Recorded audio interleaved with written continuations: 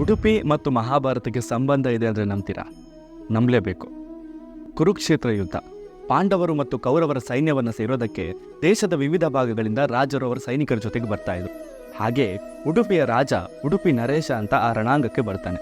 ಆದರೆ ಯಾವುದೇ ತಂಡವನ್ನು ಸೇರದೆ ನೇರವಾಗಿ ಕೃಷ್ಣನ ಬಳಿಗೆ ಬಂದು ತಾನು ಅಡುಗೆಯ ಜವಾಬ್ದಾರಿಯನ್ನು ವಹಿಸ್ಕೊಳ್ತೀನಿ ಅಂತ ಹೇಳ್ತಾನೆ. ಯುದ್ಧ ಆರಂಭವಾಗುತ್ತೆ. ಲಕ್ಷಾಂತರ ಸೈನಿಕರು ಭಾಗವಹಿಸಿದ ಯುದ್ಧದಲ್ಲಿ ಪ್ರತಿದಿನ ಲಕ್ಷಾಂತರ ಸೈನಿಕರು ಅಸುನೀಗ್ತಾ ಇದ್ರು. ಈ ಎಲ್ಲ ಲೆಕ್ಕಾಚಾರವನ್ನು ಇಟ್ಕೊಂಡು ಅಡುಗೆ ಮಾಡೋದು ತುಂಬ ಕಷ್ಟದ ಕೆಲಸ. ಆದರೆ ಉಡುಪಿ ನರೇಶ ಇದೆಲ್ಲದಕ್ಕೂ ಯಾವುದೇ ತೊಂದರೆ ಬಾರದಂತೆ ಪ್ರತಿದಿನ ಒಂದು ಚೂರು ಊಟ ಮಿಕ್ಕದಂತೆ, ಒಂದು ಚೂರು ಊಟ ಕಡಿಮೆಯಾಗದಂತೆ ಅಡುಗೆಯನ್ನು ಮಾಡಿ ಬಳಸ್ತಾ ಇದ್ದ. ಇದೆಲ್ಲರಿಗೂ ಆಶ್ಚರ್ಯವಾಗಿತ್ತು. ಒಂದು ದಿನ ಎಲ್ಲರೂ ಬಂದವಂತ ಕೇಳ್ತಾರೆ, ಯಾವ ರೀತಿಯ ಲೆಕ್ಕಾಚಾರ ನಡೀತಾ ಇದೆ ಅಂತ. ಅದಕ್ಕೆ ಅವನು ಕೊಟ್ಟ ಮಾತು ಒಂದೇ, ಇದೆಲ್ಲ ಶ್ರೀಕೃಷ್ಣನ ಅನುಗ್ರಹ ಅಂತ. ಪ್ರತಿದಿನ ಆತ ಶ್ರೀಕೃಷ್ಣನಿಗೆ ನೆಲಗಡಲೆಗಳನ್ನು ಕೊಡ್ತಾ ಇದ್ದ. ಶ್ರೀಕೃಷ್ಣ ಆ ಕಡಲೆಗಳನ್ನು ತಿಂದು ಉಳಿದ ಕಡಲೆಗಳನ್ನು ವಾಪಸ್ ಕೊಡ್ತಾ ಇದ್ದ.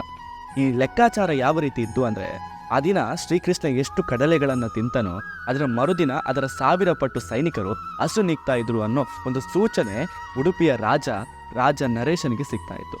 ಸೊ ಆ ಪ್ರಕಾರ ಅವನು ಪ್ರತಿದಿನ ಅಡುಗೆಯನ್ನು ತಯಾರಿಸ್ತಿದ್ದ. ಇದರಿಂದಾಗಿ ಯಾವುದೇ ರೀತಿಯ ಊಟ ಹೆಚ್ಚಾಗ್ತಿರ್ಲಿಲ್ಲ, ಕಡಿಮೆ ಆಗ್ತಾ ಇರಲಿಲ್ಲ. ಇದು ಶ್ರೀಕೃಷ್ಣನ ಅನುಗ್ರಹವೇ ಅಂತ ನರೇಶನ ನಂಬಿಕೆ. ಇದರಿಂದಾಗಿ ಇವತ್ತಿಗೂ ಕೂಡ ನಾವು ನೋಡ್ಬೋದು, ಉಡುಪಿಯ ಬಾಣಸಿಗರು, ಉಡುಪಿಯ ಖಾದ್ಯ ದೇಶಾದ್ಯಂತ ಪ್ರಚಲಿತವಾಗಿದೆ. ನಾವು ಎಲ್ಲೇ ಹೋದ್ರೂ ಕೂಡ ಉಡುಪಿಯ ಹೋಟೆಲ್ಗಳು ಸಿಗುತ್ತೆ, ಉಡುಪಿಯ ಬಾಣಸಿಗರು ಸಿಗ್ತಾರೆ. ಸೊ ಇದು ಶ್ರೀಕೃಷ್ಣನ ಅನುಗ್ರಹವೇ ಈ ಜಾಗದ ಮೇಲೆ ಇದೆ ಅನ್ನೋ ನಂಬಿಕೆ ಜನರದ್ದು.